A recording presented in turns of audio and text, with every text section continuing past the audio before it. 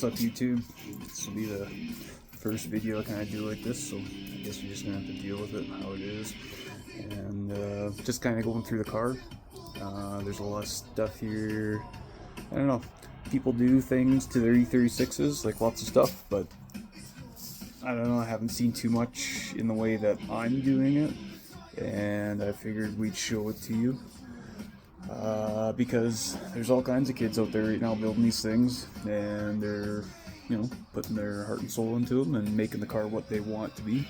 But I feel like a lot of people get sucked into doing exactly what everybody else is doing, and then, don't get me wrong, most of the stuff that I've done, it's not far off from what other people do, but it's just got a twist to it, and I think people forget to do that. These cars are supposed to be, hot rodding in general. Whether you're drift junkie, autocross, round track, oval, fucking whatever you're doing out there, that's the heart and soul of it. To me, right down to it, is hot rod. You make the cars what you want them to be. So, anyways, just gonna kind of poke through it real quick here. You can just see what I've been doing chassis-wise.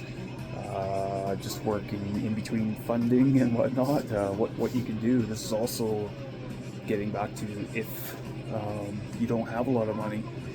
Back in the day for hot rodding, again, this is what I'll base most of the stuff that I'm doing on, is it's free to make this car lighter. So I don't understand why, you get all these kids like completely doing the gutting and stuff, and then you see lots of stuff that's left over that could have came off the car, and then you see some stuff where people are going crazy with lightening the car, and definitely questionable stuff. So to me, it's kind of that fine balance of making the car as light as you can make it, because that's free. It's freed up weight that you're underachiever, like a stock M50. This one's, well, it's in stock form right now, minus that turbo hanging off the side. That's hopes and dreams for this spring/summer. Under power, like maybe right now with the stock motor, maybe 180-ish, so yeah, just make do with what you got. Can kind of show you the garage here. This is what I work out of.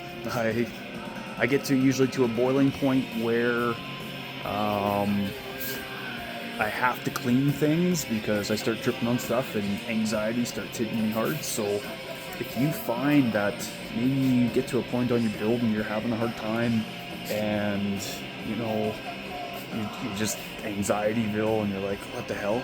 Try stopping for a bit, and even if you take a night off and just clean. That's what I've been doing, and that's what I've been finding has really worked for me really well. You get out to work on the car, you don't have to work on it till the end of the night, like I find if you taking your time with it and you're just picking at it, shit gets done, and just away you go, right? So, anyways, speed holes, yeah, big fan of the speed holes, just for fun. It's, there's still stuff that I can whittle off of some of this stuff. And again, take a look like where I've done it. I've done it in spots where, it really doesn't matter, and most people will be like, oh, it's like, it's so trivial, and, like, why would you bother wasting your time? Well, you know what?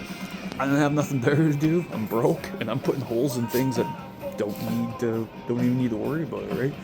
So that's what I've been doing. Again, over here, going through that one. I'll probably poke a few more into this same thing all around. Like, I've already put a few in, obviously, but we'll just keep going and picking away at it.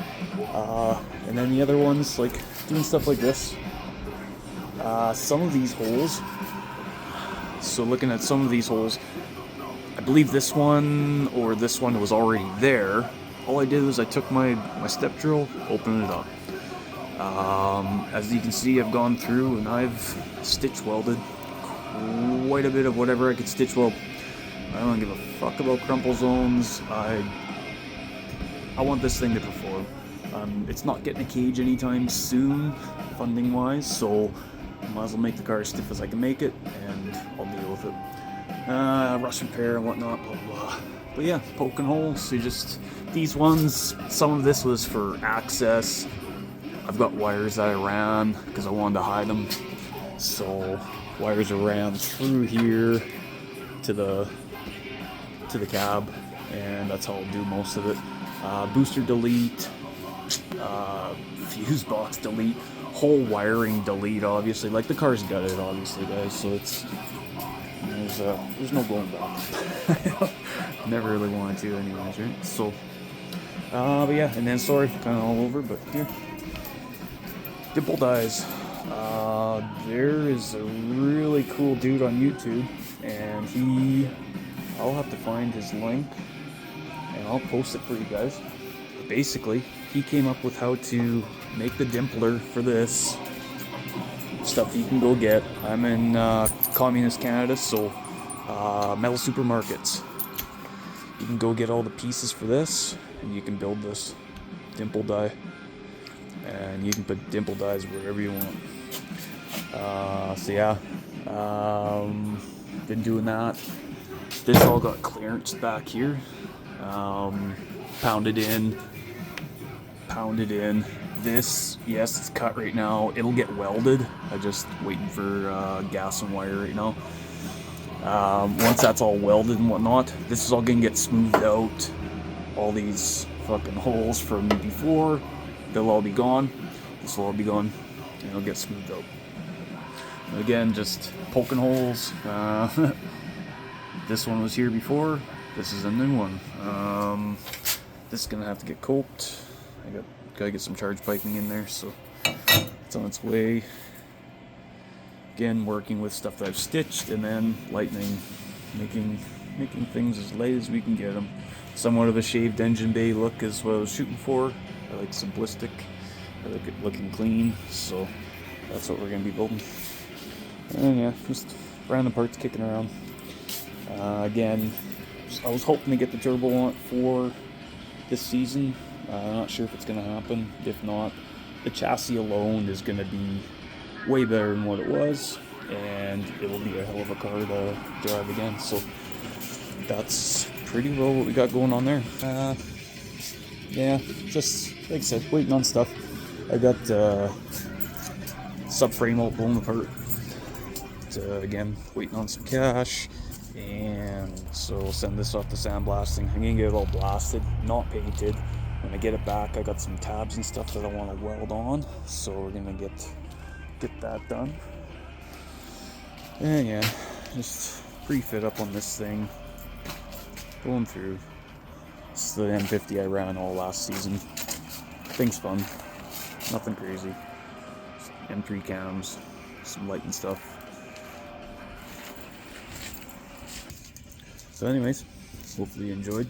If you have any questions, you can do the old leave it down in the comments. If you really liked it, subscribe. Let me know there's actually people watching this thing. And yeah, we'll keep kind of put some stuff out there every once in a while. Like I said, it's more so on the lines of just showing some of the stuff that I'm doing, because I haven't quite seen it on these cars yet. So anyways, take care, and we'll see you later.